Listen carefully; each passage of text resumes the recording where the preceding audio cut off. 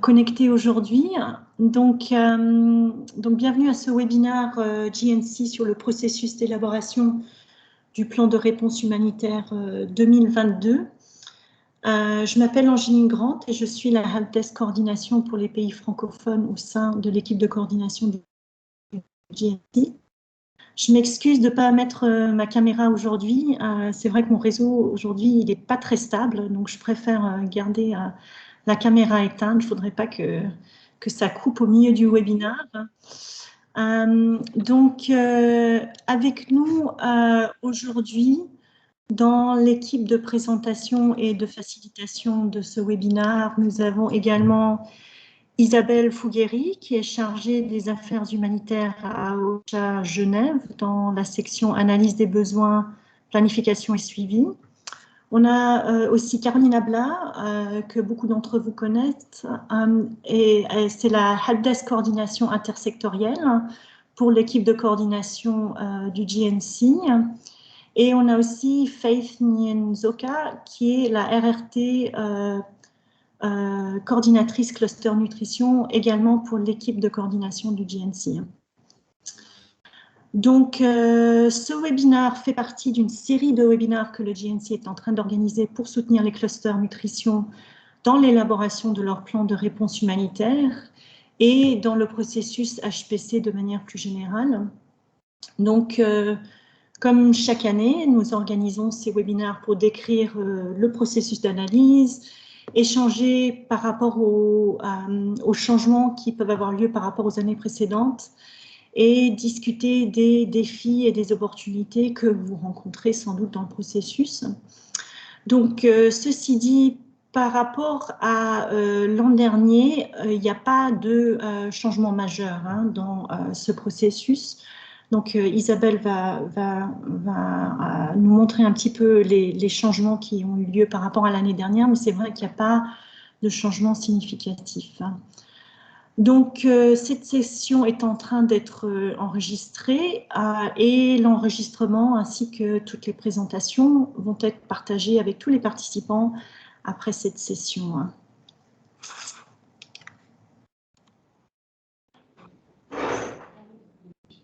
Donc, en termes... Sorry, pardon, Angéline, je m'excuse. I cannot admit anybody from the lobby. But maybe Faith or you can. I can't. There's somebody waiting and I haven't been able to get them in. Yeah, I'm trying to admit the person. I think there's an issue, but it's okay. Others have already done it successfully. Okay, thanks. Is there anybody waiting at the moment? Non, il n'y a personne qui attend? Non. Ok.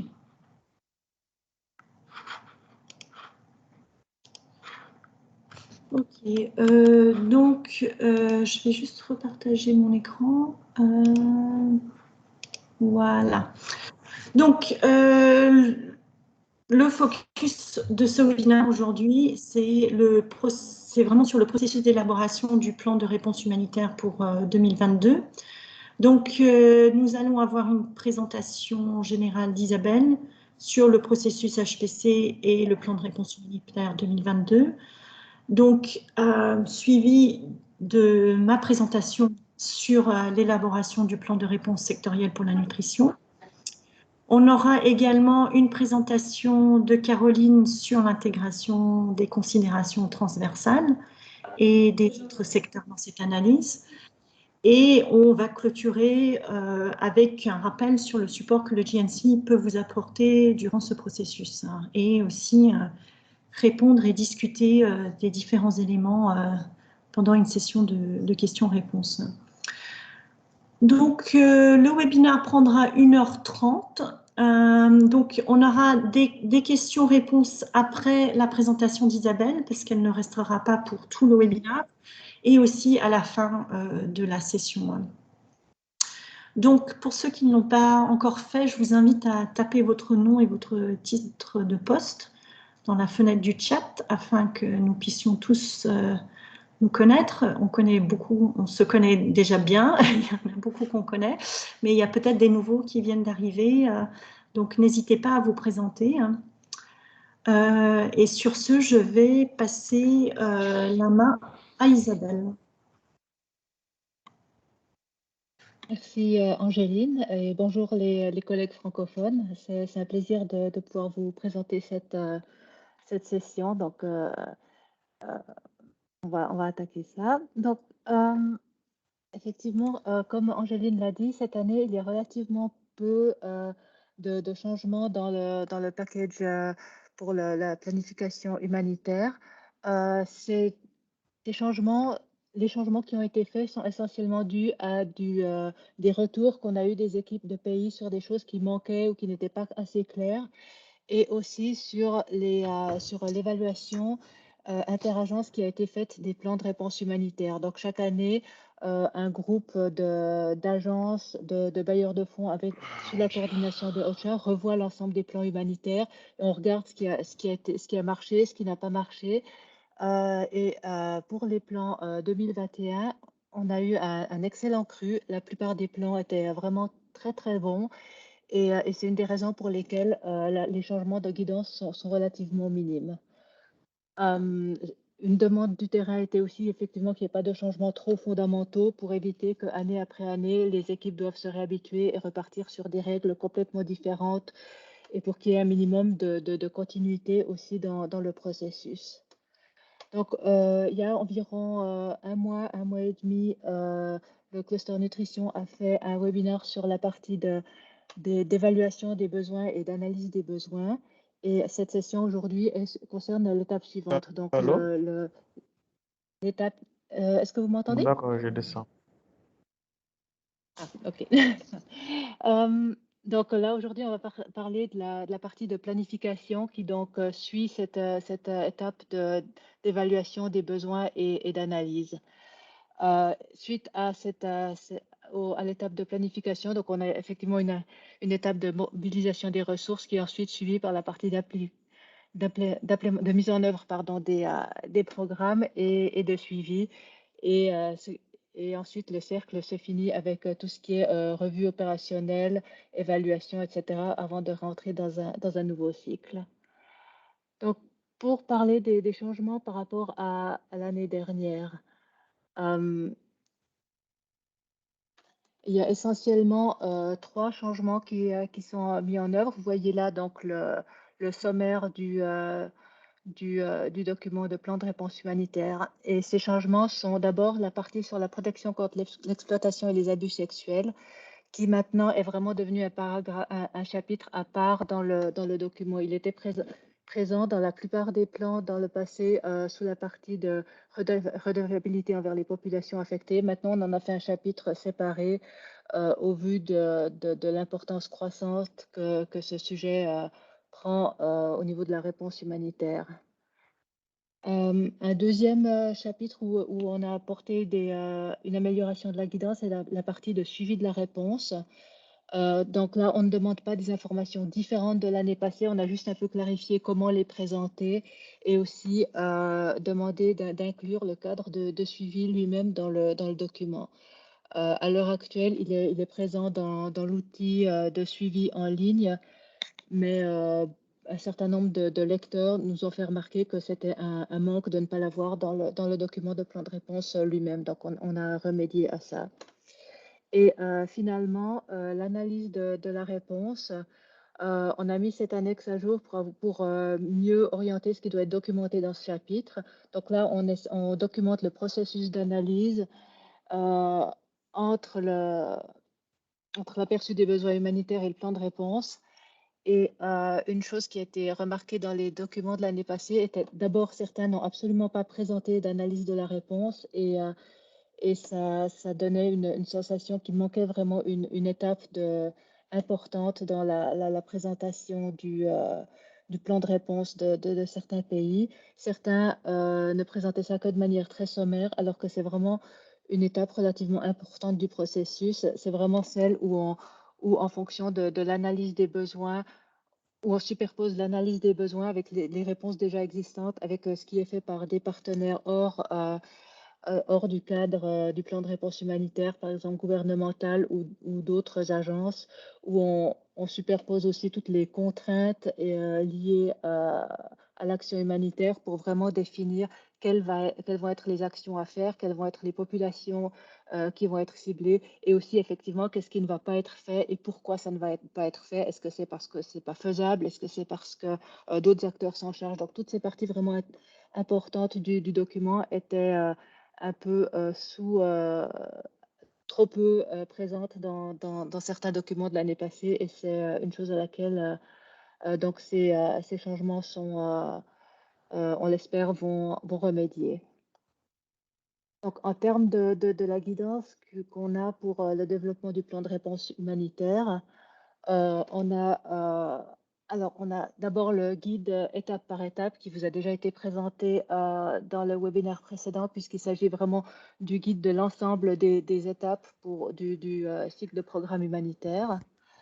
Nous avons ensuite la guidance et le modèle pour le plan de réponse humanitaire.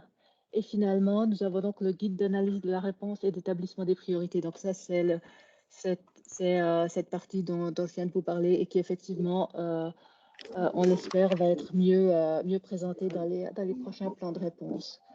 Alors, un petit point pratique, on s'est amélioré sur la partie traduction, puisque l'année passée, on avait vraiment que le modèle qui était disponible en français. On a pu cette année aussi traduire le guide étape par étape en français, ainsi que le guide d'analyse de la réponse, qui eux n'existaient qu'en anglais jusqu'à l'année passée. Si certains d'entre vous sont aussi dans des pays hispanophones, on a maintenant aussi ces guides en espagnol, et on est assez content de ce progrès. Ils existent aussi en arabe en ce qui concerne les modèles. Par contre, les autres documents n'ont pas été traduits en arabe cette année. On espère que l'année prochaine, on aura également la guidance du plan de réponse disponible en français, car on pense que c'est vraiment important de, autant que possible, pouvoir avoir ces documents dans les langues de travail des équipes pays. Mais on se rend compte aussi que c'est un gros travail qu'on doit faire avec des besoins limités. Donc, on s'améliore, mais effectivement, il y a probablement encore un petit peu de progrès à faire là. Le lien pour avoir ces documents est aussi présenté dans le slide, et on va vous le mettre aussi dans le chat pour plus de facilité. Donc, au niveau du processus, là, on suit un peu le pas par pas. Les 4 premières étapes sont donc les étapes qui avaient été présentées dans le webinaire précédent, et qui concernent l'analyse des besoins humanitaires. Donc, le plan de réponse sera les étapes de 5 à 8. Donc, tout d'abord, définir la portée du plan de réponse, formuler des objectifs initiaux. Donc, ça, c'est vraiment le moment où on va mettre le cadre global du plan de réponse, où on va déterminer les grandes orientations stratégiques de l'année à venir. Ensuite, on va faire cette analyse de la réponse, où on va superposer à ce qui doit être fait tous les éléments de ce qui existe déjà, de ce qui est possible, de ce qui n'est pas possible, discuter aussi des modalités de la réponse, et regarder tous les aspects intersectoriels de la réponse.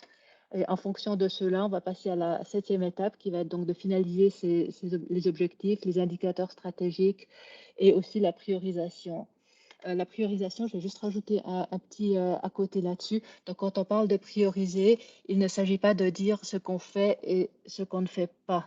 Ça, cette partie-là est vraiment dans le cadre global. Là, il s'agit plus de savoir, est-ce qu'il y a des choses qu'il va falloir faire à certains moments spécifiques? Est-ce qu'il y a des choses, est-ce que certaines activités vont devoir découler d'autres activités? Ça peut par exemple être de mettre en œuvre des programmes logistiques ou d'accès qui vont permettre ensuite de faire des programmes opérationnels au service des populations que nous servons.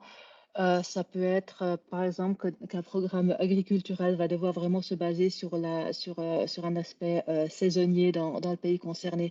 Donc, c'est vraiment plus ces aspects-là qu'on veut prendre en compte pour savoir effectivement dans quel ordre on va faire les choses et quelle priorité on va leur accorder.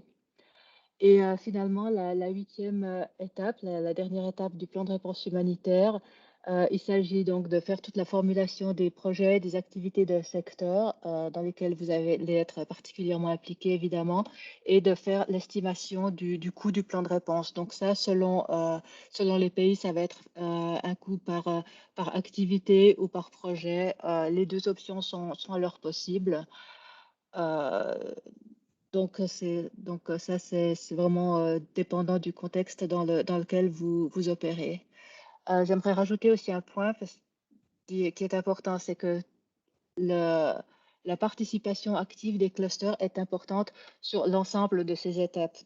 Et ce serait très, très réducteur de penser qu'il n'y a qu'au moment des indicateurs de clusters et des plans de réponse sectoriels que vous devez être impliqué. C'est vraiment important que durant l'ensemble du processus, vous vous assuriez que votre voix est entendue, que vos priorités sont prises en compte et aussi que vous puissiez influencer les collègues des autres clusters pour avoir une réponse aussi intégrée que possible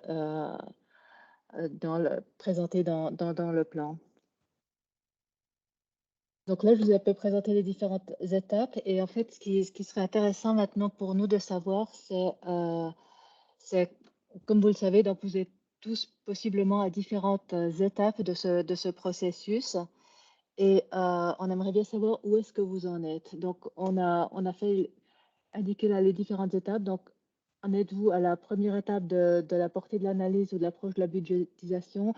Étape 2 et 3, 2, 3 et 4, donc c'est la fin du plan de l'analyse des besoins, ou est-ce que certains d'entre vous sont à l'heure actuelle déjà dans les étapes du plan de réponse humanitaire, donc celles qui sont 5, 6 et 7 là-dessus. Donc voilà, on est en train de mettre un sondage en ligne et on aimerait vraiment savoir où vous en êtes à ce moment. Donc on va laisser un petit peu de temps pour que vous puissiez répondre à cette question.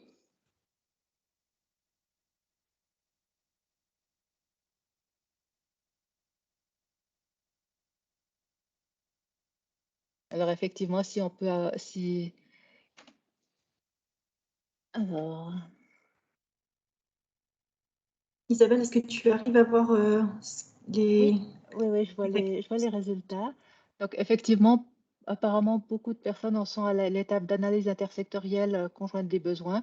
Donc c'est une bonne nouvelle qu'on fasse ce webinaire maintenant avant que vous attaquiez les étapes 5 à 8. On est tout à fait dans les temps et c'est excellent à ce niveau-là.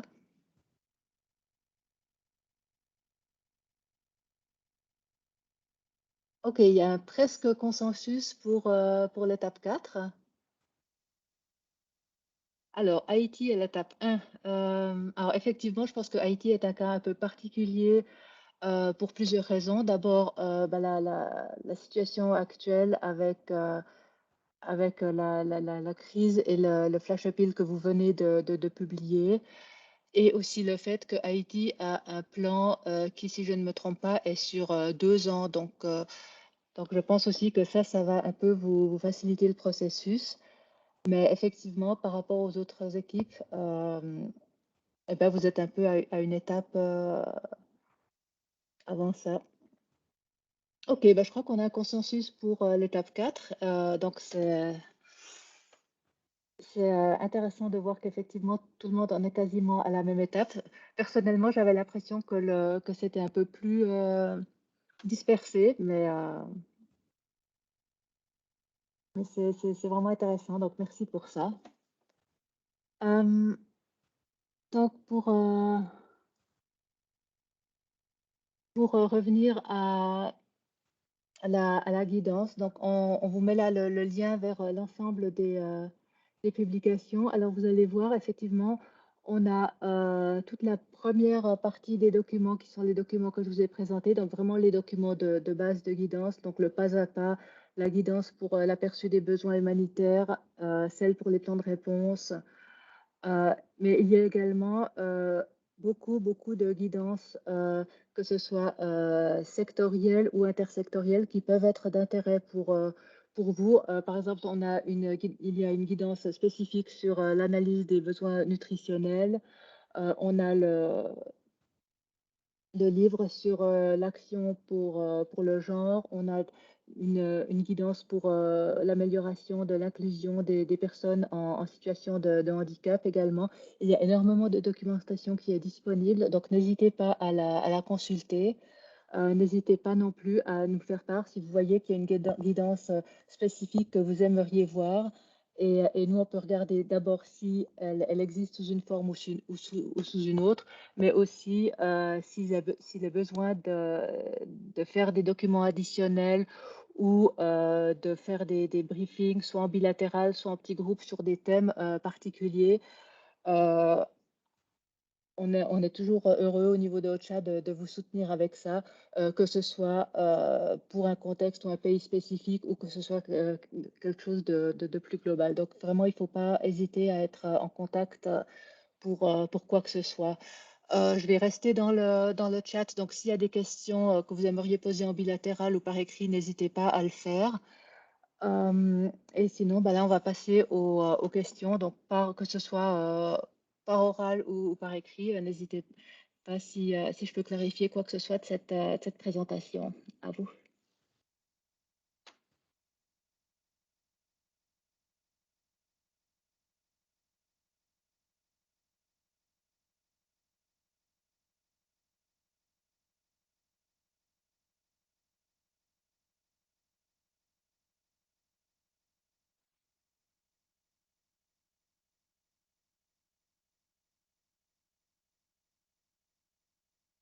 Oui, Khalil, tu as la parole. Ok, bon après-midi, Angeline. Salut, collègues. J'avais juste une question en lien avec la périodicité du processus HPC. Est-ce que, du point de vue du collègue de OCHA, est-ce qu'il y a des pays pour lesquels on conseillerait des HPC pluriannuels, du processus HRP pluriannuel, et pourquoi? Parce que je pose cette question parce que la RDC a connu un moment où on a fait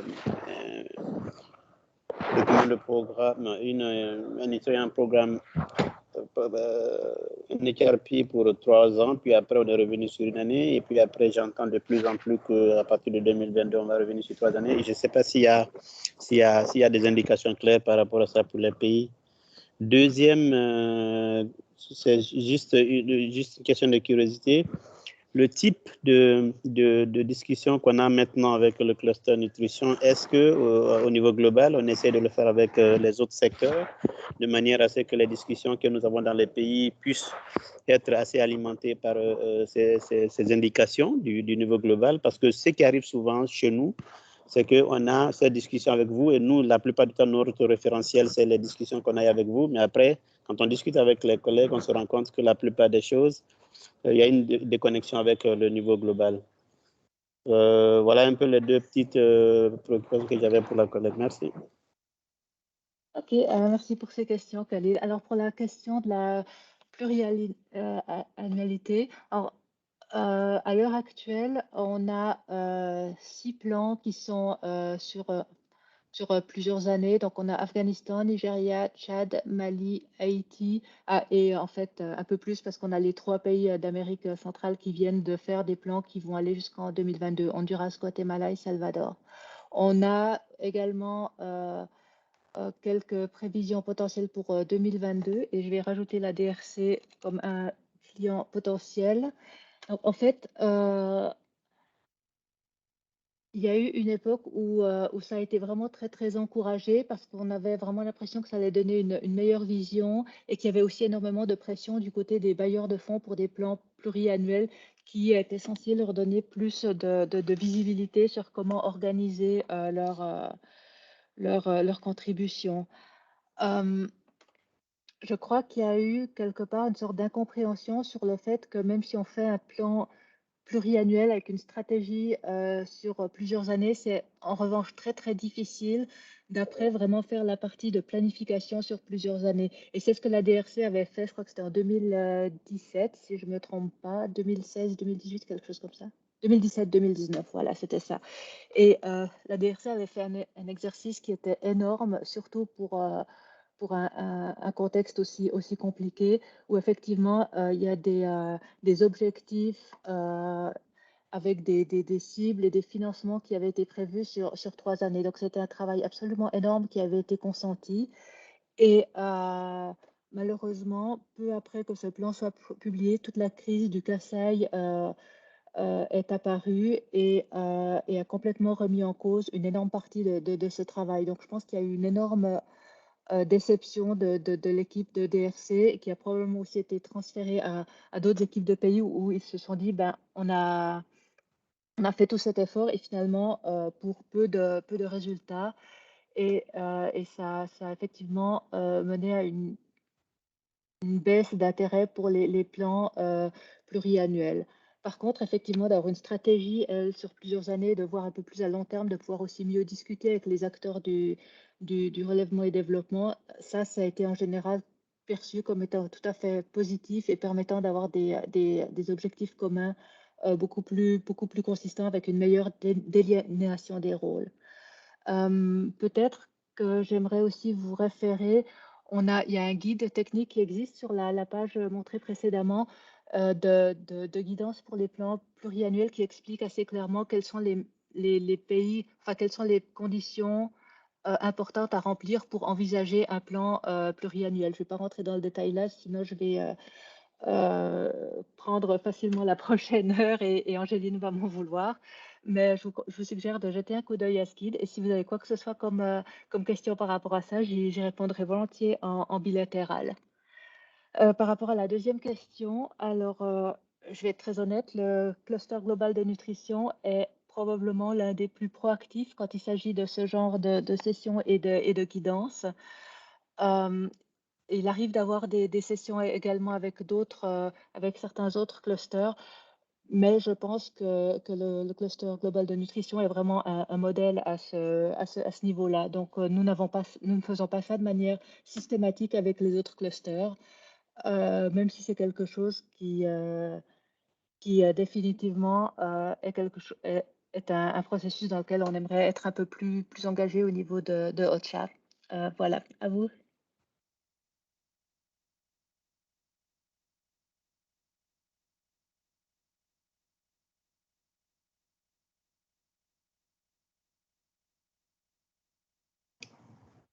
Khalil, tu avais ajouté un commentaire sur le fait que il y avait donc, tu avais parcouru ce chapitre, mais ça n'était pas toutes les informations qui étaient nécessaires pour toi. Donc peut-être une discussion en bilatéral avec Isabelle, peut-être ça serait une bonne idée. Hein. Affirmatif. Hein. En fait, la plupart, je l'ai lu, hein, cette partie du guide, et puis la plupart du temps, nous, quand on pose la question à OCHA nous dit que c'est une indication qui vient d'une autre, malgré l'existence de ces guides. C'est pourquoi je crois qu'on peut revenir en bilatéral avec Isabelle sur la question. Merci. Merci. D'accord, ce sera avec plaisir. Est-ce qu'il y a d'autres questions avant qu'on passe à la prochaine section de la présentation?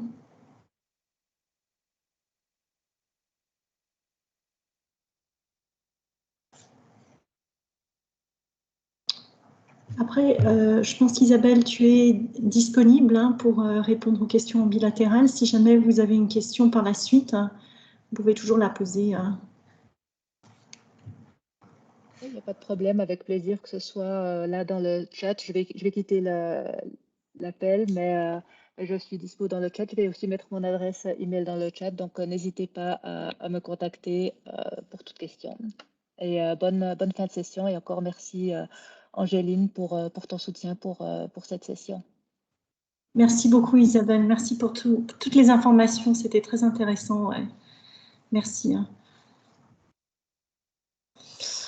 Ok, donc on va passer à la deuxième partie de cette session qui est donc vraiment un focus sur le plan de réponse sectorielle nutrition et les différents conseils que le GNC a développés par rapport à ça. Donc en termes de... Voilà, cette diapositive, elle résume le rôle du cluster nutrition dans le développement des chapitres intersectoriels et sectoriels du plan de réponse. Donc, je vais revenir en plus de détails sur le plan de réponse sectoriel dans les prochaines diapos, mais ça, c'est vraiment pour illustrer les différentes actions au niveau du cluster et au niveau intercluster. Donc, bien que le processus de plan de réponse au niveau intersectoriel soit dirigé par OCHA, les clusters ont bien entendu un rôle très important pour fournir une contribution à chaque étape du processus, comme l'a dit Isabelle dans les diapos précédentes. Donc, ces contributions que le cluster apporte au niveau intersectoriel, elles sont bien entendu informées par les discussions avec vos partenaires respectifs dans vos clusters. Donc, par exemple, à l'étape 5, qui est l'étape de déterminer la portée du plan de réponse et de formuler des objectifs préliminaires, donc les partenaires du cluster peuvent être consultés sur les priorités du cluster et les interventions possibles sur la base, bien entendu, de l'aperçu des besoins humanitaires, du HNO, donc qui sous-tend tout ce processus de plan de réponse. Donc, on recommande aux équipes de coordination de cluster de développer conjointement avec les partenaires une liste de critères de priorisation, de développer des matrices de priorisation, des cartes thermiques, des heat maps, et de développer aussi une liste restreinte d'interventions potentielles.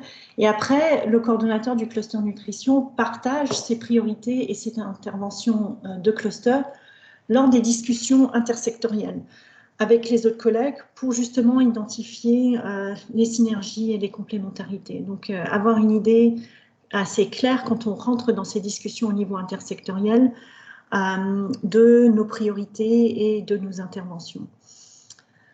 Après, pour l'étape 6, qui est effectuer l'analyse de la réponse, donc Isabelle avait mentionné dans les diapos précédentes, le coordonnateur du cluster nutrition peut consulter les membres du cluster nutrition sur l'adéquation, la pertinence et la faisabilité des interventions proposées, et donc rapporter ça une fois de plus au niveau intersectoriel pour identifier les synergies.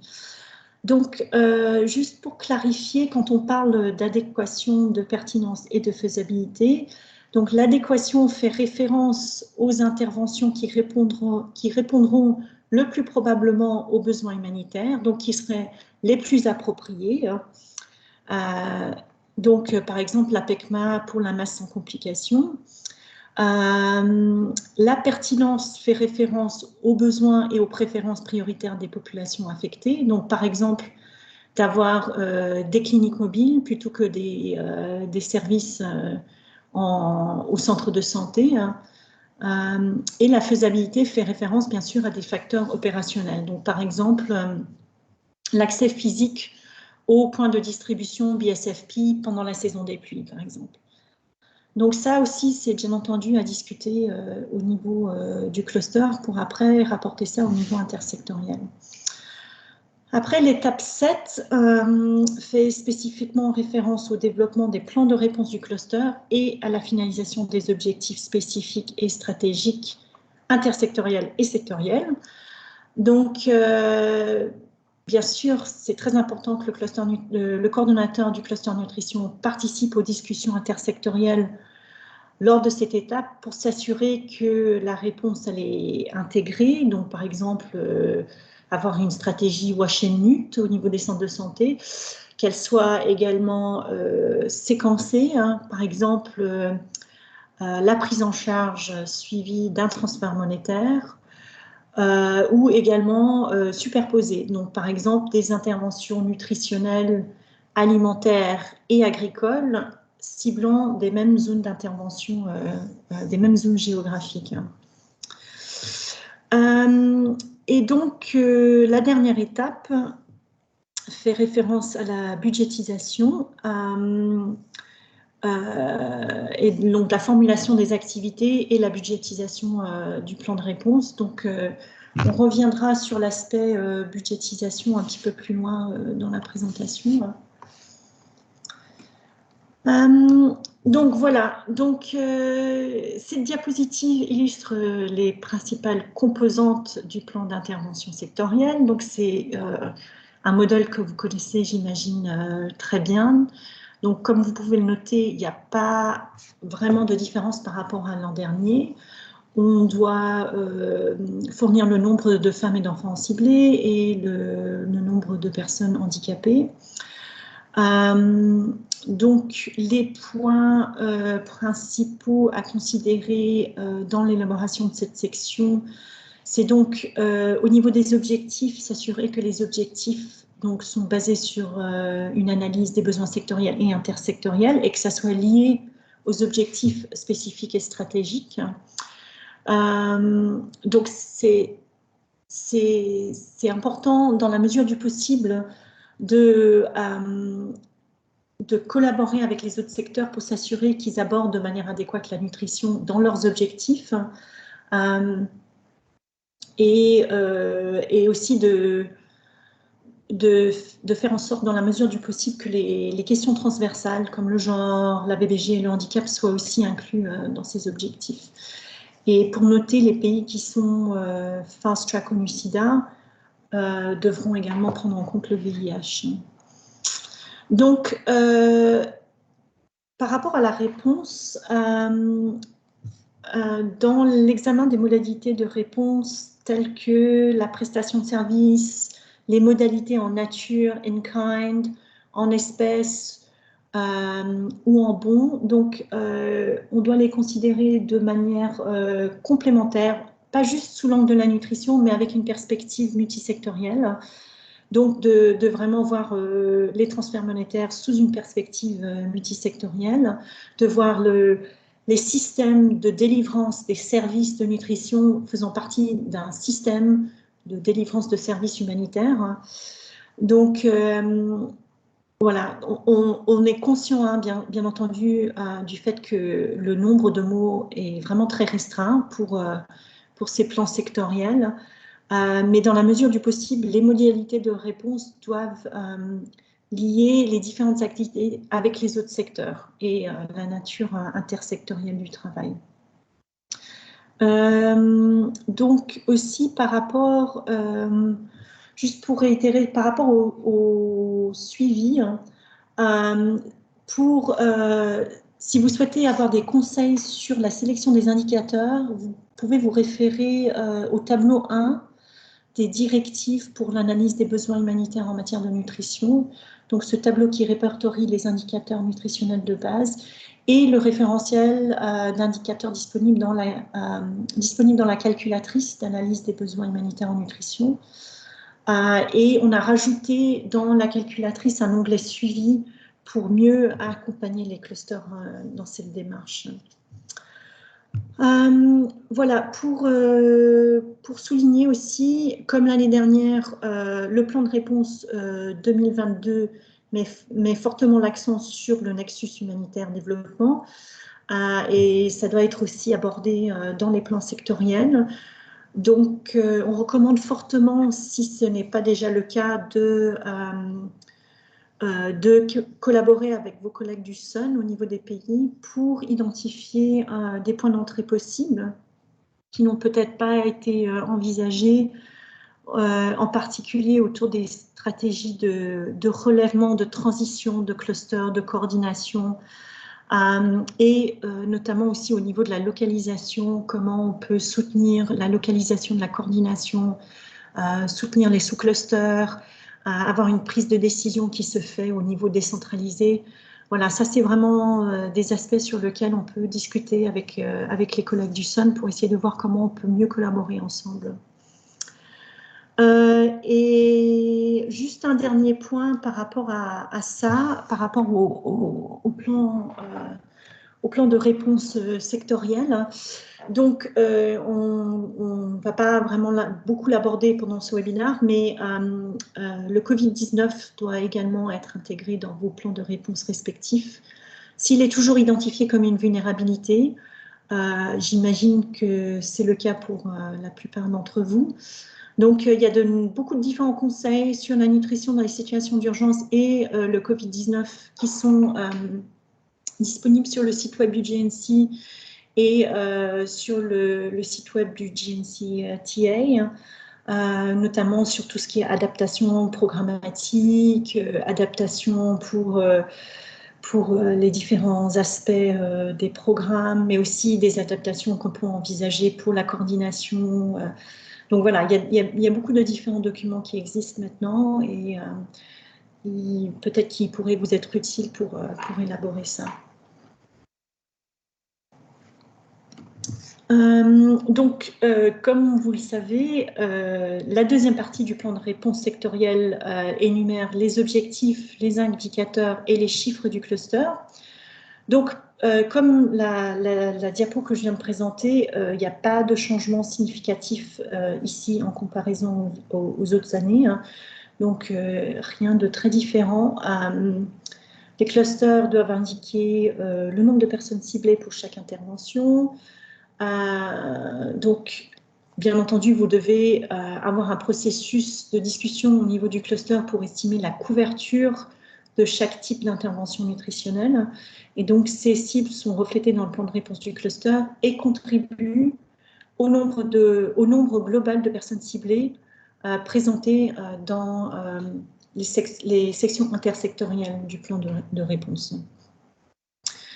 Donc, je ne vais pas rentrer dans les détails sur le ciblage ici, mais si vous souhaitez plus d'informations là-dessus, il y a un module d'apprentissage en ligne qui est maintenant disponible sur le site web du GNC et sur Avora, qui rentre beaucoup plus dans les détails du ciblage et comment on peut le faire et voilà, les différents exemples.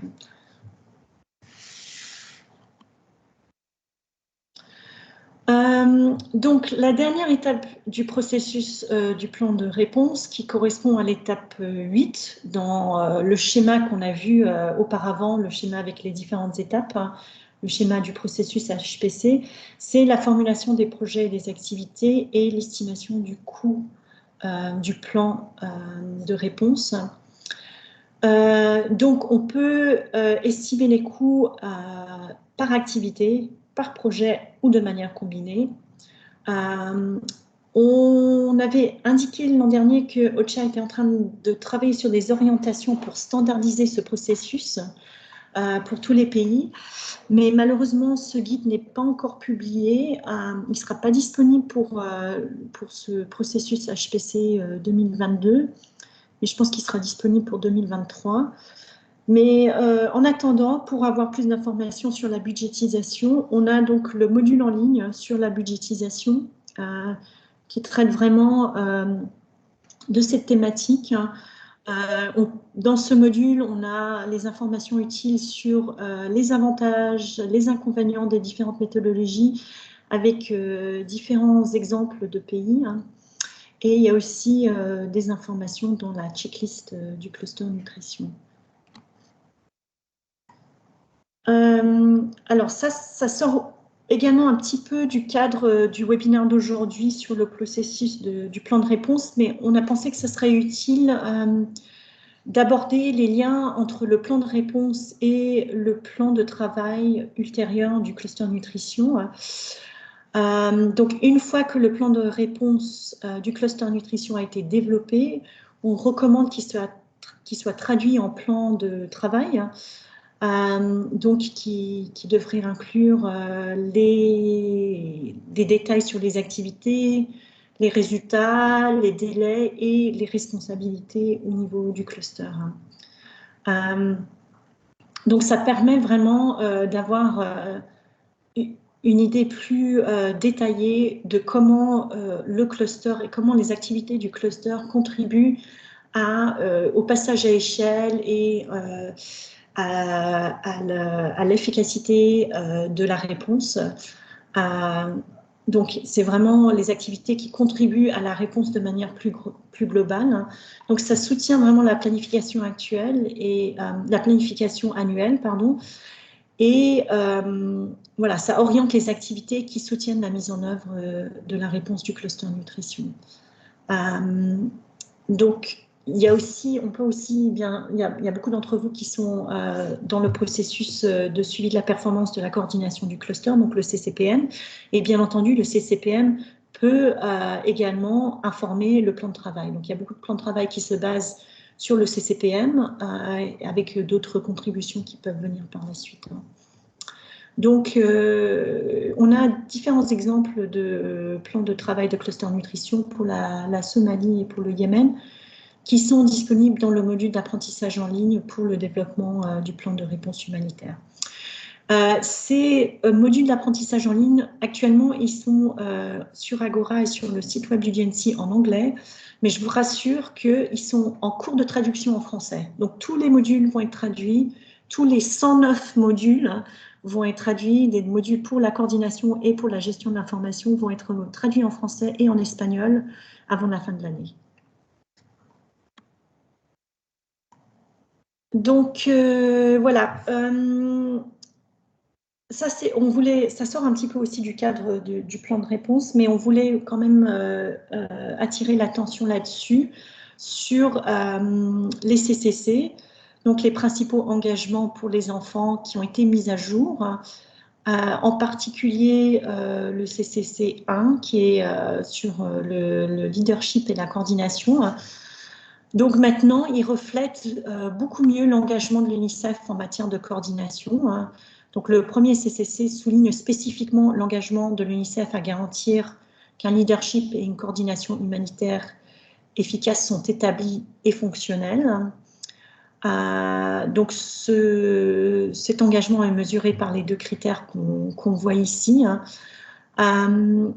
Le GNC et le GCCU, donc l'unité de coordination des clusters au niveau de l'UNICEF, on travaille ensemble pour élaborer des orientations pour soutenir ces critères de référence. Donc, on a développé un arbre décisionnel en matière de dotation de personnel qui a été développé pour soutenir les équipes pays et pour mieux quantifier le terme de manière appropriée, qu'on voit dans le premier critère de référence. Donc, voilà, ça permet d'avoir une meilleure idée de savoir exactement ce que ça représente de manière appropriée. Donc, bien que les CCC ne soutiennent pas spécifiquement le développement de votre plan de réponse, ils soutiendront le plan de travail du cluster et votre dotation en personnel, votre staffing. Donc, on peut les utiliser pour faire des efforts de plaidoyer au niveau pays pour avoir un staff adéquat pour la coordination. Donc, voilà, on a beaucoup de différentes orientations qui sont disponibles au niveau du GNC pour soutenir le processus PRH. En plus de ce qui a été déjà partagé pour OCHA, donc il y a tout un paquet qui est disponible au niveau d'OCHA, au niveau intersectoriel. Mais on a aussi nos documents qui sont spécifiques au GNC, à la nutrition. Donc, on a la checklist d'assurance qualité pour le plan de réponse 2022, donc qui a été mise à jour au mois de septembre par Brioni. On a aussi le document HRP Tips, qui est un document qui date déjà de plusieurs années, mais qui est quand même toujours très pertinent pour le choix des interventions et des indicateurs. On a également la checklist de coordination du cluster nutrition et on a tous les modules d'apprentissage en ligne GNC qui sont disponibles sur le site web du GNC ou sur Agora. Juste pour vous indiquer qu'on est aussi en train de traduire le document Tips on Nutrition Interventions for the Humanitarian Response Plan et la checklist. Donc, il y a un gros travail de traduction qui est en train d'être fait actuellement au niveau du GNC pour s'assurer qu'on ait tous nos documents disponibles en français avant la fin de l'année. Donc voilà, ça c'était juste pour vous présenter les modules d'apprentissage en ligne que vous, sûrement il y a certains d'entre vous qui connaissent déjà, j'en ai déjà parlé avec beaucoup d'entre vous. Hein. Donc on a 2 modules spécifiquement dédiés au processus de plan de réponse humanitaire. Donc un module sur le développement du PRH de manière globale, donc un petit peu plus voilà, au niveau intersectoriel, on a développé en collaboration avec OCHA. Et le deuxième, qui est vraiment spécifique à l'élaboration du plan de réponse du cluster nutrition. Donc, c'est voilà, spécifique à la nutrition. Donc, ils sont tous sur le site web du GNC ou sur Agora. On va les lancer sur Agora, on va faire le lancement en pilotage la semaine prochaine, mardi prochain. J'ai envoyé l'invitation à toute la mailing list. J'espère que vous l'avez reçue. Et donc, comme je l'ai mentionné précédemment, ces modules sont en cours de traduction en français également. Donc, voilà, je vais maintenant passer la main à Caroline pour qu'elle nous fasse sa présentation sur les considérations clés pour intégrer les thèmes transversaux.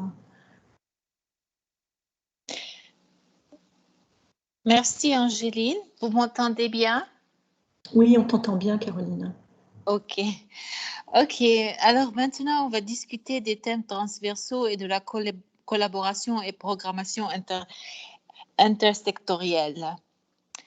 Next. Merci. Vous pouvez tout mettre, ça va. Alors, on va discuter un peu de comment intégrer la VBG et le handicap dans le plan de réponse humanitaire. Et ça peut être dans beaucoup de différents avenues. Il peut être inclus dans les objectifs, les PIN, les activités, les budgeting et aussi les suivis. Et pour chacun, disons, je prends l'exemple de l'objectif. Si pour ces deux-là, on met l'accent sur la sécurité, l'accès, l'inclusivité, l'acceptabilité. Et aussi, quand on discute de PIN, on peut discuter au moins des données qui sont ventillées par Age, Sex and Handicap.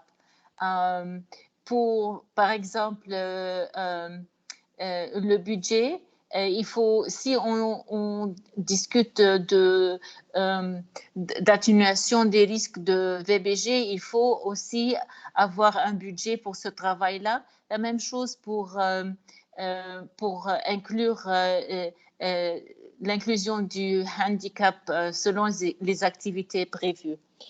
Next.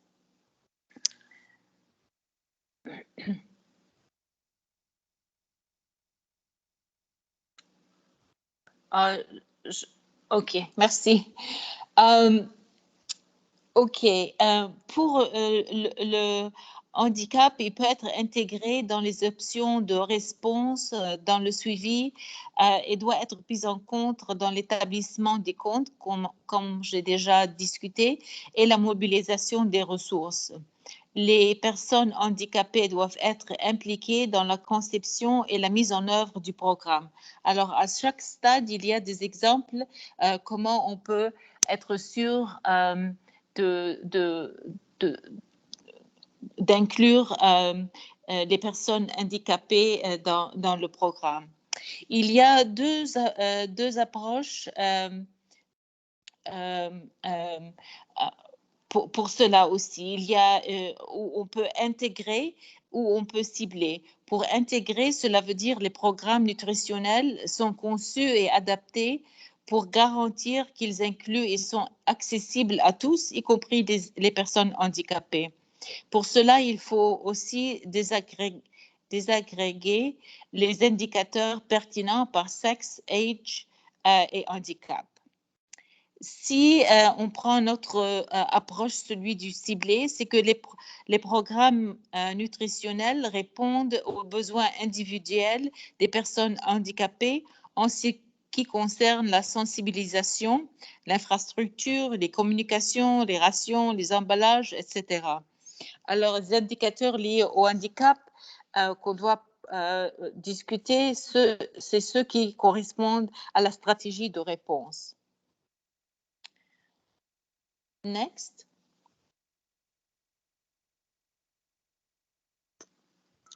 OK. Pour le VBG, alors les besoins doivent être liés à ce que vous avez déjà identifié dans le HNO. Mais je prends une toute minute pour vous dire que le Nutrition Cluster fait très bien pour inclure le VBG dans nos programmes. Dans les plans de réponse du cluster 2020, seulement 4 clusters de la nutrition ont abordé la VBG. En 2021, HRP, il y a 8 qui ont abordé GBV d'une très bonne façon. Il y a des pratiques qui sont encourageantes dans le HRP 2021. Le GNC a encouragé les édits de sécurité et la programmation conjointe. La nutrition est le secteur qui a utilisé comparativement le plus d'audits de sécurité. Dans l'ensemble, la nutrition est le secteur affichant la plus forte amélioration en termes de mesures de VBG, à la fois quantitative et qualitative. Alors ça, c'est très bien. Et cette année, on doit faire encore mieux que ça. Des lacunes qu'on a trouvées et qui doivent être peut-être priorité dans le plan de réponse humanitaire 2022 et le renforcement des capacités des organisations dirigées par des femmes est resté très faible. Et c'est pourquoi ça doit être une priorité pour assurer une approche plus localisée et sensible au genre et pour garantir que les risques et les vulnérabilités sont efficacement traités. OK.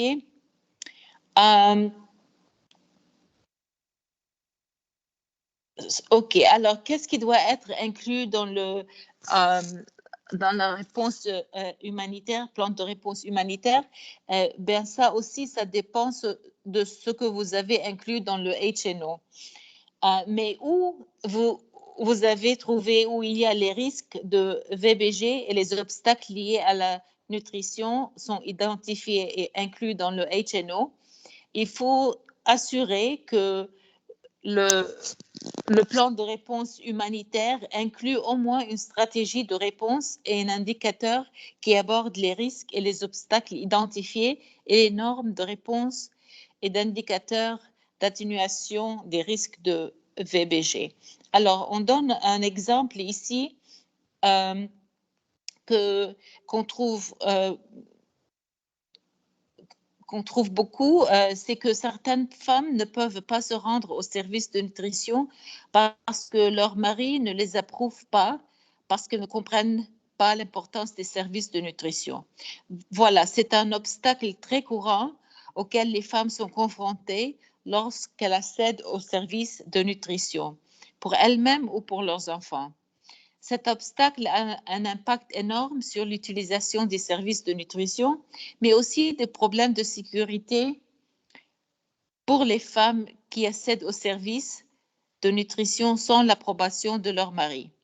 S'il s'agit de l'obstacle dans votre contexte, le service d'intervention pourrait être de mener une sensibilisation ou une éducation nutritionnelle spécifiquement ciblée pour les hommes et les dirigeants communautaires, par exemple. OK? Lorsqu'il n'y a pas de données relatives au risque de VBG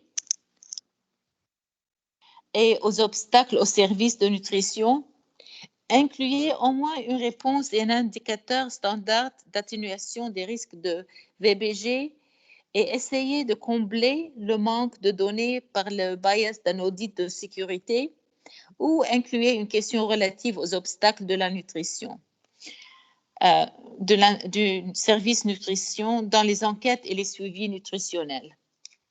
Alors, si vous avez déjà les données, s'il y a des obstacles à l'accès aux services de nutrition, vous pouvez utiliser ça. Sinon, vous pouvez peut-être faire un audit de sécurité pour bien comprendre qu'est-ce qui se passe et pour adresser le problème. Next.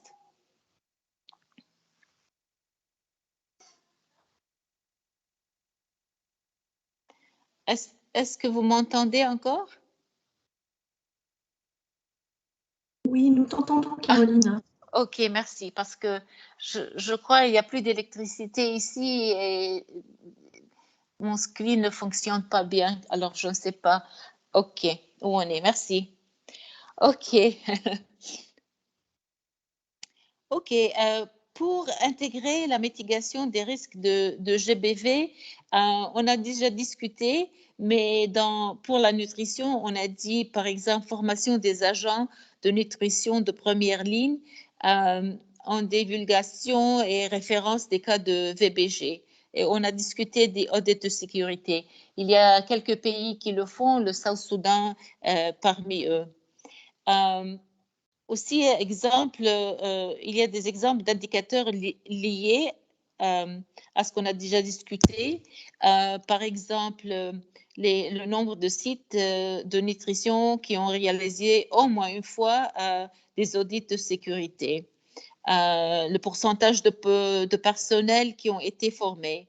Le pourcentage de femmes et de filles qui se sentent en sécurité lorsqu'ils accèdent les services de nutrition. On a deux outils. Il y a déjà des outils pour ça. Et voilà, vous avez deux outils qu'on a mis ici dans le diapo que vous pouvez accéder et avoir plus de références. Mais aussi, vous pouvez contacter le responsable du VBG dans le pays où vous travaillez. S'il n'y en a pas, vous pouvez me dire et on vous met en contact avec la personne au niveau global. OK. Next. OK. On va maintenant discuter des pratiques pour intégrer la redevabilité aux populations affectées. Dans la mesure possible, le cluster sector doit faire appel à la société civile pour tester et valider les hypothèses formulées dans le plan de réponse. Les acteurs clés pertinents qui peuvent être en mesure de représenter les intérêts de la population affectée doivent être identifiés et les moyens de faciliter la rétroaction et la discussion au niveau sous-national doivent aussi être explorés. Le plan de réponse doit identifier les activités clés qui peuvent ensuite être financées, qui peuvent améliorer la responsabilité de la réponse nutritionnelle pour les populations affectées. Cela devrait inclure au minimum des activités liées à la mise en place des mécanismes de retour d'informations et de plaintes et de consultations communautaires. Et n'oubliez pas d'inclure les personnes handicapées dans cette discussion. OK, voilà, il y a un manuel et une boîte à outils que vous pouvez consulter. There's a tip sheet à consulter et aussi Nutrition Cluster Operation Framework on Accountability to Affected Population pour vous renseigner et pour bien comprendre ce qui se passe. OK. Merci. La prochaine. OK.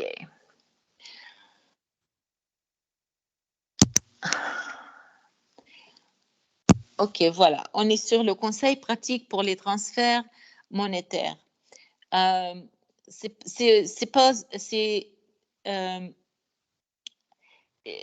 C'est dans le plan de réponse humanitaire, vous devez dire si vous allez utiliser les transferts monétaires pour votre programme. Et cela peut être des espèces ou des bons distribués pour surmonter les obstacles économiques aux biens et aux services liés aux déterminants sous-jacents de la nutrition. Dans le HNO, vous avez déjà évalué si le transfert monétaire est une option d'intervention valable dans votre contexte. Et vous pouvez utiliser le transfert monétaire pour la prévention de la malnutrition, mais aussi pour le traitement de la malnutrition. Comme vous voyez ici, pour la prévention, ça peut associer, donner une aide aux ménages et une aide alimentaire individuelle, faire des transferts d'espèces ou la distribution des coupons aux ménages avec des interventions visant un changement social et comportemental. Et comme par exemple le traitement de la malnutrition, vous pouvez fournir des coupons afin de faciliter l'accès au traitement de la malnutrition.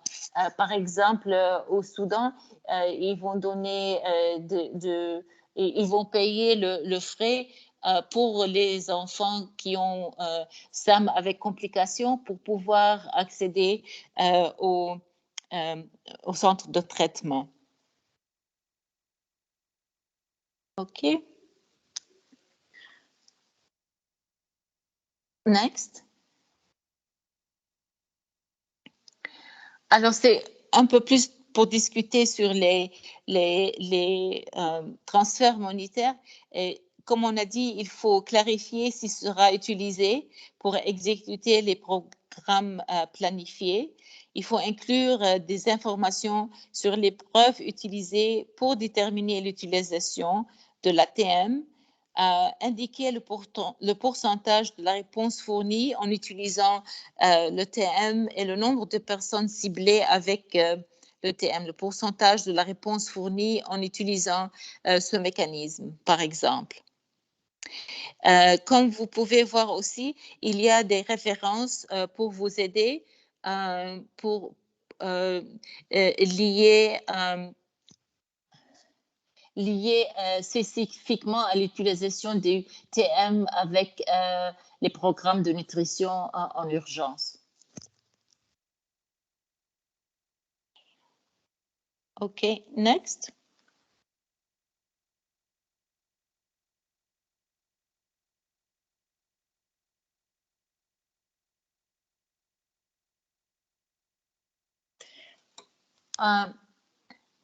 Next, please.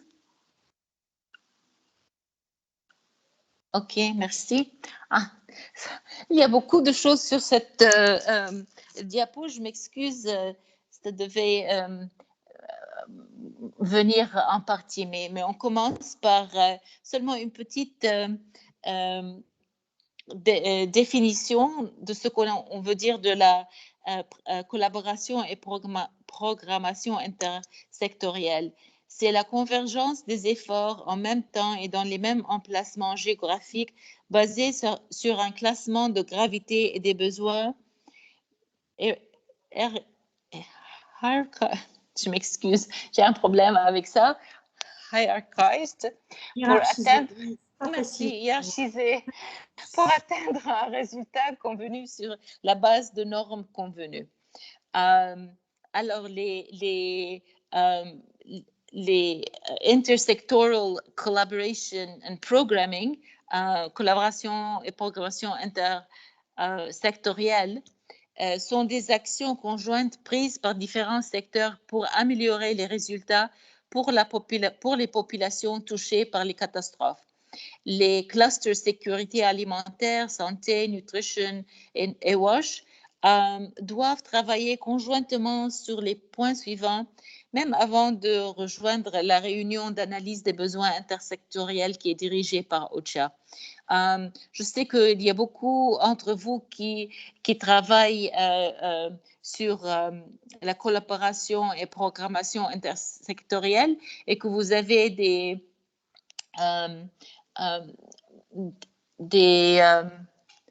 meetings, des rencontres avec les 3 autres secteurs qui sont très importants pour la nutrition. Alors déjà, vous peut-être vous faites beaucoup de ces choses-là, mais pour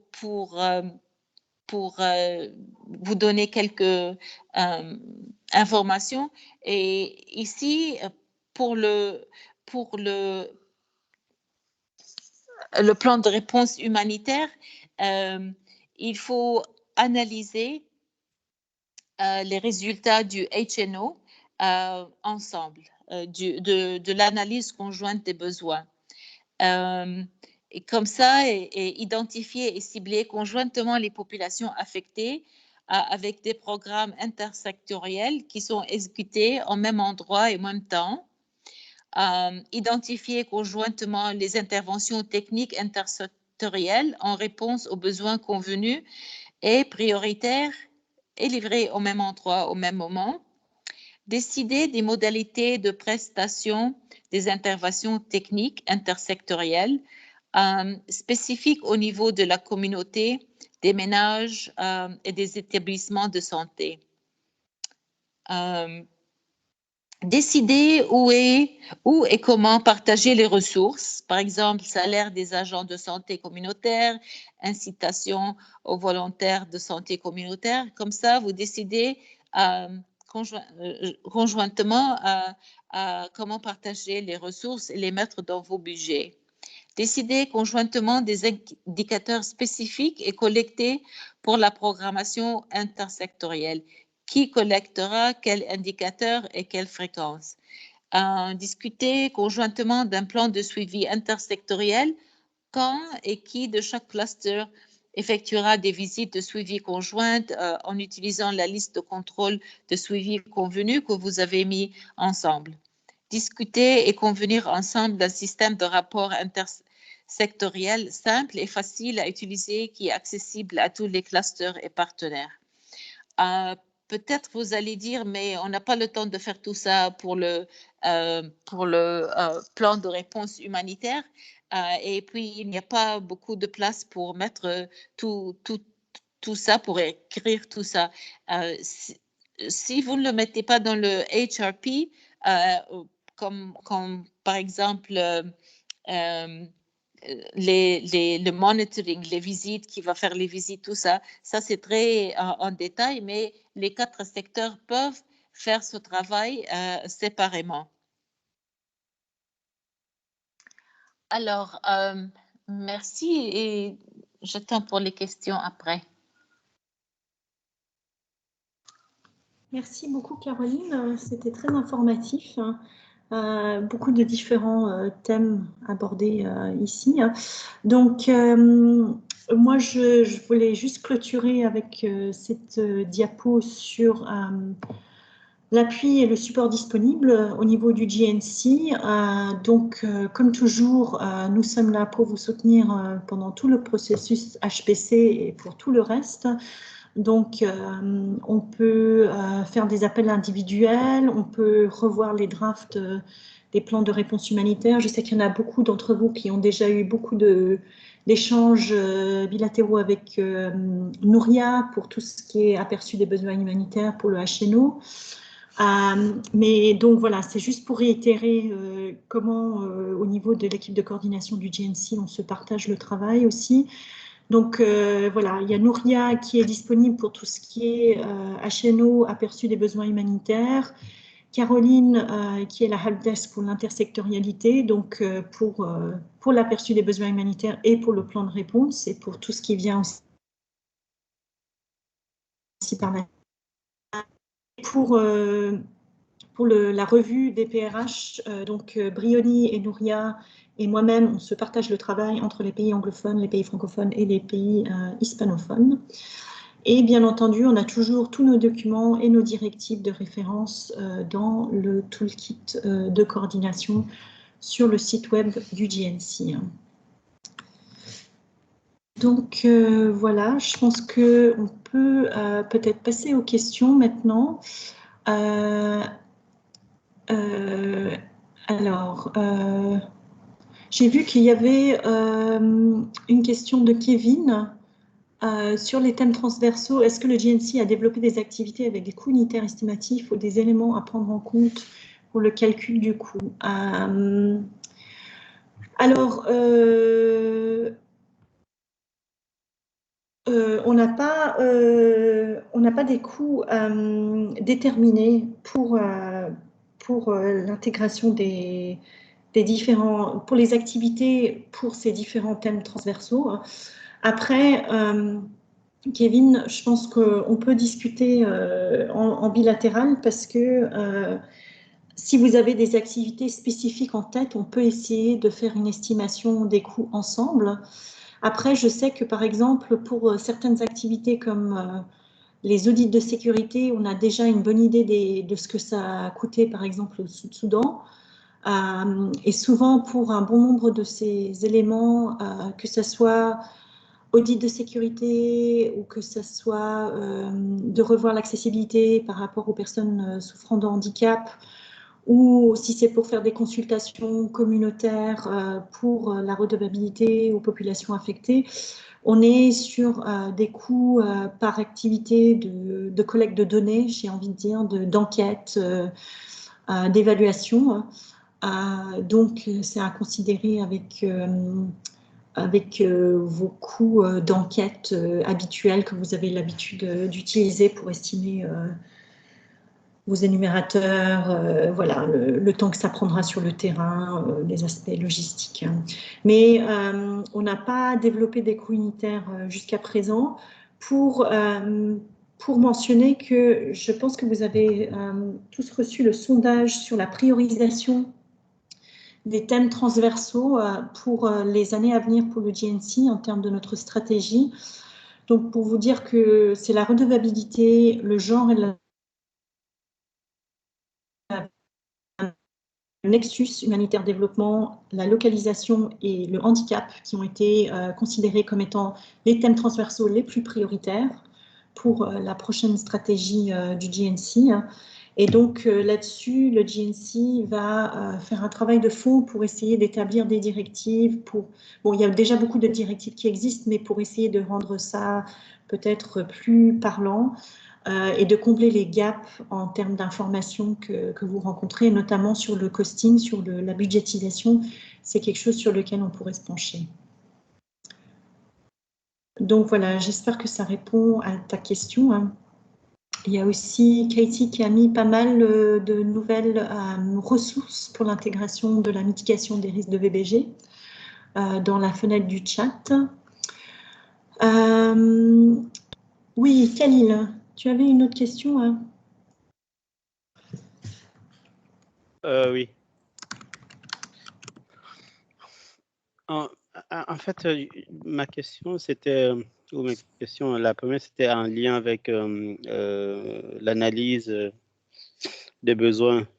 Ce qui arrive pour les pays comme le nôtre, c'est que parfois on se retrouve dans la situation où, en le faisant, on le fait sur la base des évidences, des données, mais très souvent nous n'avons pas des données, on a des données récentes pour certains éléments.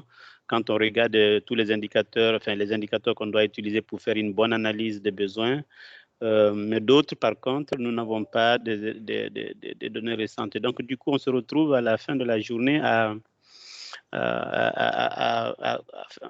prendre des données qui n'ont pas le même âge pour pouvoir faire un laïus, les mettre en musique pour pouvoir faire de l'analyse des besoins. Ça, je ne sais pas quel est votre conseil par rapport à cela. Je donne un exemple pour être précis.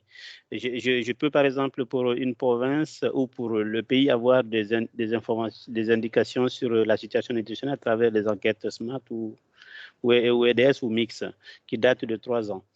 Je suis en train d'expliquer un peu cela, mais je suis en même temps, quand je prends les facteurs contributifs, je suis en train de regarder un peu les épidémies de rougeole pour lesquelles on a des données assez récentes parce qu'il y a un système de surveillance épidémiologique dans le pays. Parfois, ce sont des choses assez déconnectées, mais tu n'as pas d'autre choix que de prendre des données récentes pour expliquer parfois des données vieilles. Je ne sais pas, est-ce que vous avez un conseil par rapport à cela? Parce que, bien entendu, on va se retrouver dans cette situation très bientôt. Ça, c'est le premier commentaire. Le deuxième, c'est pour Caroline. C'est notamment question de redevabilité. On discute beaucoup dans le pays par rapport à tous les éléments de la redevabilité, qu'il s'agisse de la localisation, de JVV, d'handicap, Nexus et tout ça. Mais ce qui arrive en ce qui concerne, quand on regarde le HPC, le Humanitarian Program Cycle, et puis on voit quels sont notamment pour la mise en œuvre et le suivi de la mise en œuvre, par exemple, comment impliquer les populations affectées. Les seuls mécanismes qu'on a, en tout cas pour la RDC actuellement, que nous avons, c'est les histoires de numéros verts et puis les boîtes à suggestions. Mais ces deux mécanismes ont assez de limites. Alors, je ne sais pas s'il y a d'autres propositions venant d'autres pays ou en tout cas de vous pour pouvoir aider à ce qu'on ait plus d'efficacité. J'ai dit qu'il y a des limites parce que souvent les boîtes à suggestions, il faut peut-être le faire en français. Les populations affectées, comme le niveau d'alphabétisation est assez faible, donc voilà, ça fait qu'on a beaucoup moins d'infos. Et la même chose pour les numéros verts. Donc, je ne sais pas s'il y a des choses pratiques qui existent, qui pourraient aider pour pouvoir assurer une implication un peu plus forte de la population affectée par rapport au suivi de la mise en œuvre de la réponse. Je finis juste sur une dernière, c'est les handicaps. C'est comme l'a dit Caroline, on a beaucoup moins de données, en tout cas dans nos pays, par rapport à cela. La plupart du temps, on prend 15%, disons, c'est le standard OMS dans une communauté. Voilà ce qu'on peut avoir comme proportion. Mais est-ce qu'au-delà de ce 15%, par rapport à la spécificité de la nutrition, il y a des orientations? Comment est-ce qu'on peut quelle est la méthode qu'il faut faire pour définir un peu quels sont les différents types d'handicaps et comment on essaie de les adresser dans nos HNO et TRP. J'avoue qu'ici, dans le pays, on a fait tous les efforts. On a même eu à faire une formation avec Handicap International qui nous a franchement dit pour la nutrition qu'il a beaucoup du mal. Il est vraiment pas confortable pour pouvoir faire les discussions avec nous parce que c'est un domaine qui est assez moins développé que les autres, comme la santé, comme la protection, etc. etc. Donc, je ne sais pas si au niveau global, il y a des indications. Merci.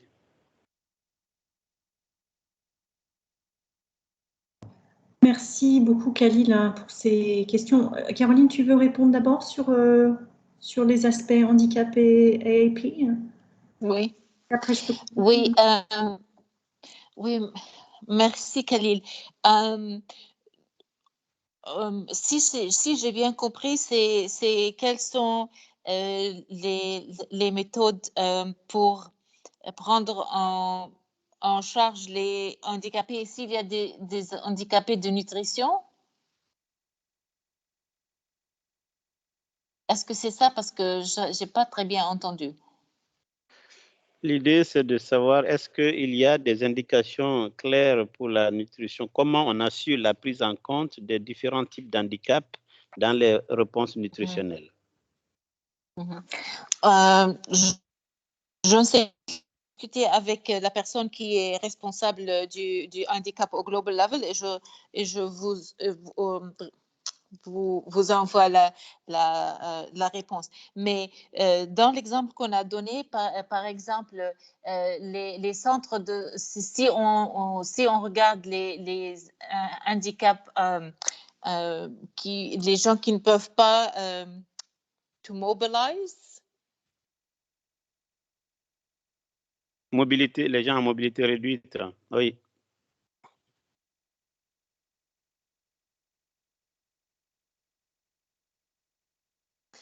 Ok, pardon. Il y a une... il faut que les programmes de nutrition soient accessibles, que tous les gens qui ont des handicaps peuvent les accéder, mais je ne sais pas si il y a plus que ça. Je vais discuter avec la personne en charge du handicap au niveau global et vous envoyer les réponses.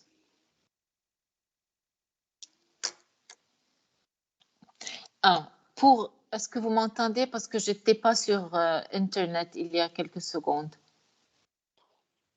Oui, Caroline, on vous entend. OK. Pour la question de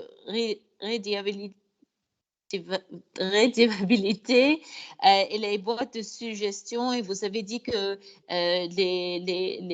les fiches sont en français, mais les gens ne comprennent, ne savent pas le français ou ils ne savent pas lire. Est-ce que vous avez pensé à utiliser des fiches pictorial?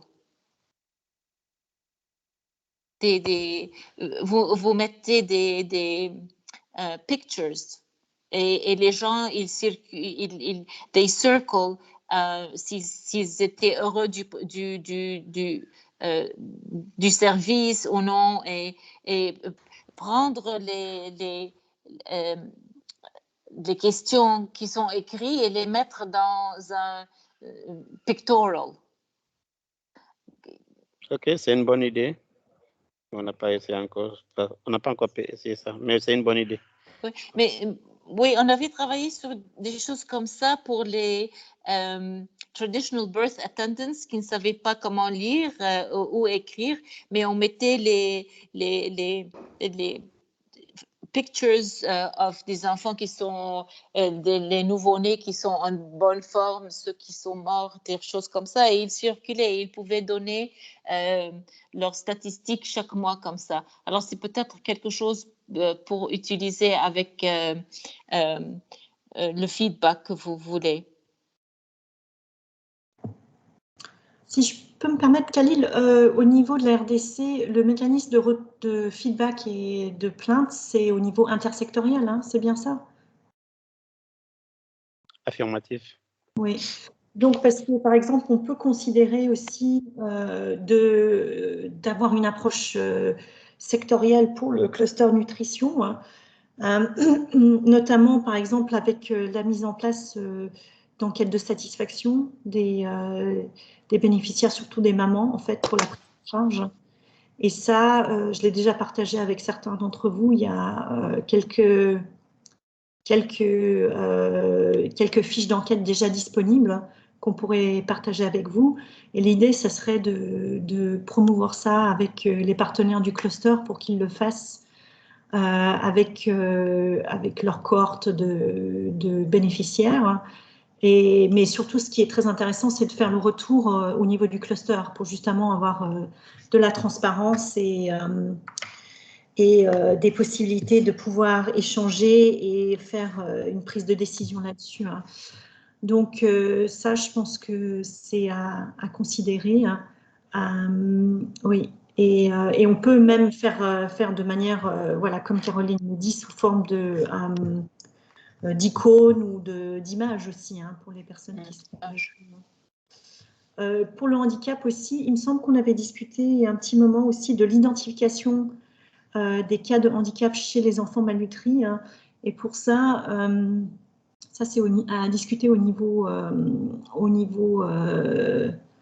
étatique aussi, parce que y a souvent au niveau national un guide pour diagnostiquer le handicap chez les jeunes enfants qui pourrait justement résulter en un type de malnutrition. Hein.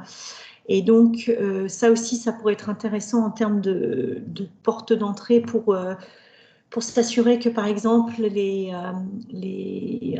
personnes, les agents de santé qui font la prise en charge puissent avoir ces connaissances pour diagnostiquer justement si derrière ce cas de malnutrition, il y aurait peut-être quelque chose d'autre qui soit une cause aussi de la malnutrition, un handicap éventuel au niveau du développement. Donc ça aussi, c'est peut-être des choses...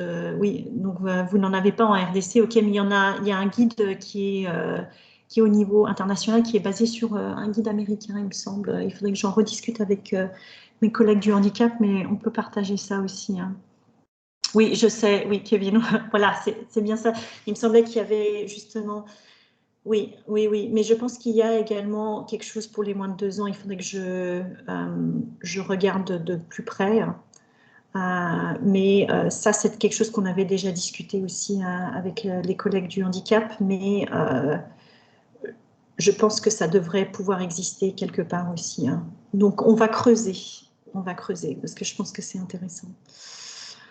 Par rapport à ta question, Khalil, sur les données, je ne sais pas si c'est quelque chose que vous avez déjà discuté avec Nouria, parce que il me semble aussi qu'il y a un paragraphe très spécifique dans les directives sur l'analyse des besoins humanitaires en nutrition par rapport à ça. Mais il me semble qu'il faut revoir voilà, l'ancienne prévalence avec les résultats concernant les facteurs contributifs de la même période et voilà, déterminer quelques hypothèses initiales, donc d'essayer de trianguler au maximum ces informations par rapport à des données qu'on pourrait avoir sur des facteurs contributifs. Mais c'est peut-être plus une question à creuser en détail avec Nouria. Je sais que voilà, vous avez fait votre analyse dans beaucoup de détails au niveau de la RDC, au niveau de beaucoup de districts de santé. Donc, c'est peut-être quelque chose à voir pour des cas de figure spécifiques, peut-être.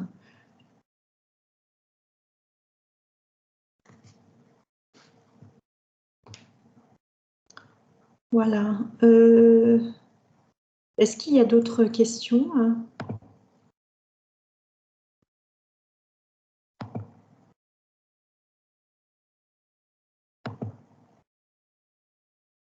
Je ne vois pas de main levée.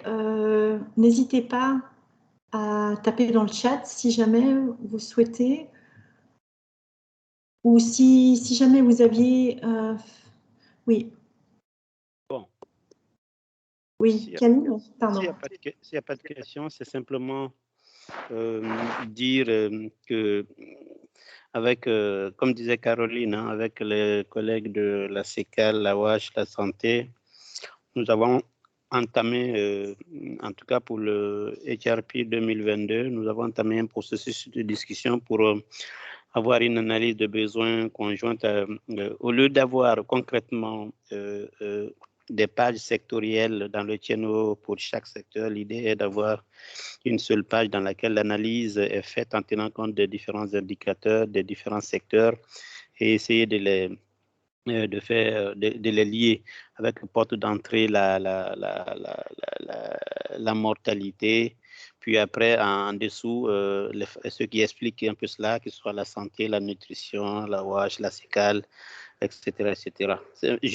Ça c'est juste à titre informatif, c'est pas une question que nous sommes dans cette dynamique et à un moment donné ou à un autre, on vous tiendra. On aura besoin de votre appui là-dessus quand on avancera avec les collègues dans l'élaboration du draft de cette analyse de besoins conjoints. Merci. Merci, Kaline. Ouais, c'est très intéressant ce que vous êtes en train de faire. Je pense que ça repose sur l'approche d'avoir un système d'aide humanitaire qui puisse délivrer plusieurs services en même temps, selon des critères de vulnérabilité qui sont conjointement établis. Hein. Donc, je pense que je pense qu'on aspire tous à ça. Donc, c'est très intéressant de voir comment vous progressez. Hein. Kevin, par rapport à ta question, alors je sais pas. Il faudrait que j'en discute avec l'équipe Smart au Canada. Je ne sais pas si d'autres collègues ont noté ça aussi. Kevin pose la question, est-ce que dans les autres pays, il y a une baisse observée sur le financement des enquêtes SMART?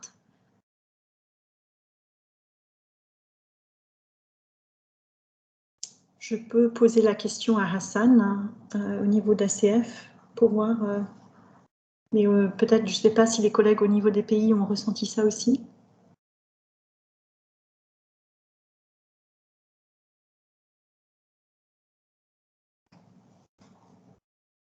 Oui, Aristide? Oui, ça c'est une réalité au Tchad aussi. Voilà, cette année, nous avons eu du mal à avoir tout le financement pour l'enquête SMART. Voilà, il a fallu voir différents bailleurs ou même prendre un peu sur des fonds propres pour compléter. Pourtant, année après année, spécifiquement au Tchad, le coût va grandissant parce que voilà, le coût du support qui ne fait que grimper, logique, et puis le nombre d'enfants à atteindre aussi, donc ce qui fait que vraiment, de plus en plus, on a du mal au Tchad avec le financement de l'enquête SMART. Merci. Donc, ça joue à deux niveaux, hein. Il y a l'inflation des coûts, mais aussi au niveau mondial, il y a une restriction au niveau des bailleurs par rapport aux fonds qui sont délivrés. Donc, oui, ok, oui. Donc, c'est bien noté. Kevin, merci d'avoir fait ce retour. On pourra en discuter au niveau du GNC. Hein. Et je vais en parler, je vais en discuter avec Maria aussi. Hein.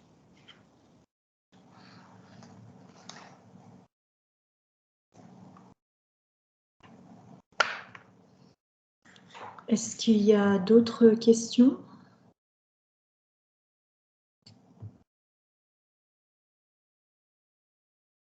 Aristide, tu as toujours la main levée d'avant ou